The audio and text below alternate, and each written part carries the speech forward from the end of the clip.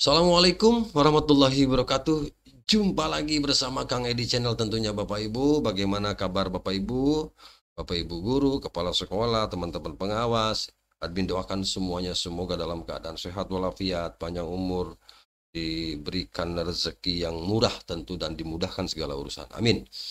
Baik Bapak Ibu, admin kali ini akan coba untuk mengingatkan kembali kepada Bapak Ibu terkait dengan bagaimana kurikulum yang digunakan ketika ada peserta didik yang pindah dari sekolah lain yang berbeda kurikulumnya. Oke, silahkan disimak ya Bapak Ibu sampai tuntas video ini, semoga tidak terjadi gagal paham.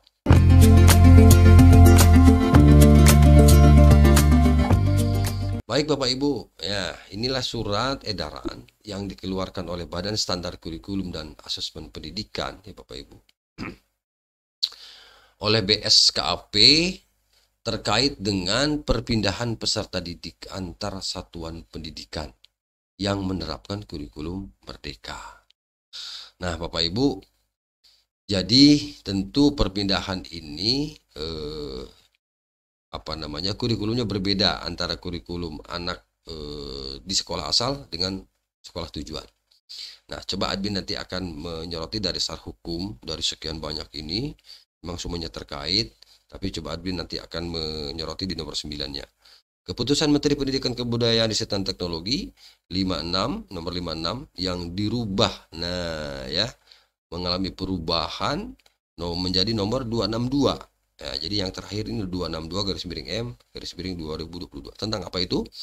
Tentang pedoman penerapan kurikulum dalam rangka pemulihan pembelajaran. Itu dasar kita ya Bapak Ibu. Dan pemulihan pembelajaran ini tentu namanya juga pemulihan, ada masa transisi, ada sekolah-sekolah yang dulu masih menggunakan kurikulum 2013, sekarang sedikit step by step menggunakan kurikulum merdeka. Oke, kita lanjut. Kita tidak membahas perbedaan atau persamaan kurikulum itu, tapi kita fokus di surat edaran ini bahwa perpindahan peserta didik antar satuan pendidikan yang menerapkan kurikulum yang berbeda. Oke. Nah, dalam rangka menindaklanjuti implementasi kurikulum merdeka dan adanya masa peralihan, di situ bahasanya menindaklanjuti IKM, implementasi kurikulum merdeka, dan adanya masa peralihan dari satuan pendidikan yang menerapkan kurikulum 2013, kami sampaikan hal-hal berikut terkait perpindahan peserta didik. Yang pertama, peserta didik yang pindah dari satuan pendidikan yang menerapkan kurikulum berbeda dengan satuan pendidikan tujuan, baik dari kurikulum 2013 ke kurikulum merdeka atau sebaliknya, berhak diterima. Nah, itu perlu dicatat oleh Bapak Ibu kepala sekolah ya. Perlu dicatat, tidak perlu dipermasalahkan gitu maksudnya. Lalu yang kedua, satuan pendidikan yang menerima perpindahan peserta didik dapat melakukan penyesuaian pembelajaran untuk membantu transisi peserta didik. Intinya fleksibilitas dibutuhkan, penyesuaian dibutuhkan ketika terjadi perbedaan kurikulum yang digunakan oleh anak didik tersebut dari sekolah asal ke sekolah tujuan. Yang ketiga, laporan hasil belajar peserta didik atau rapor menyesuaikan dengan kurikulum yang digunakan di satuan pendidikan tujuan.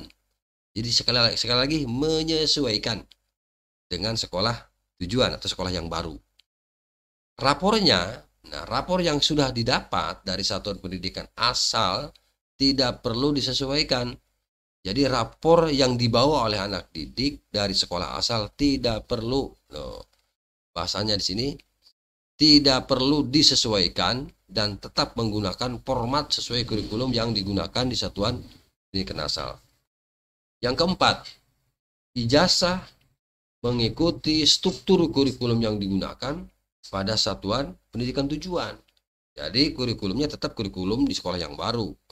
Jadi penulisan ijazahnya pun tetap menggunakan kurikulum di sekolah yang baru ya. Karena memang kan sudah berubah ya, begitu, tinggal menyesuaikan. Kesimpulannya apa Bapak Ibu? Apabila ada anak yang pindah belajar pindah sekolah dari sekolah A ke sekolah B yang berbeda kurikulumnya, maka kesimpulannya tinggal disesuaikan. Itu Bapak Ibu. Fleksibel kan?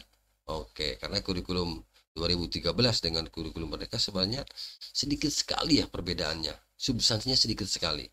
Itu hanya tinggal ya sedikit apa ya, ada perubahan, misalnya di kurikulum Merdeka ada P5 gitu misalnya.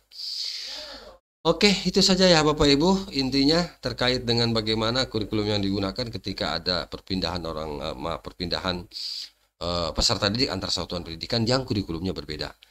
Semoga informasi ini memberikan manfaat Bapak Ibu kepada Bapak Ibu semua. Salam sehat dari Kang Edi Channel, dukung terus dengan cara subscribe and like ya tentunya. Demikian yang dapat Adin bagikan. Terima kasih. Assalamualaikum warahmatullahi wabarakatuh.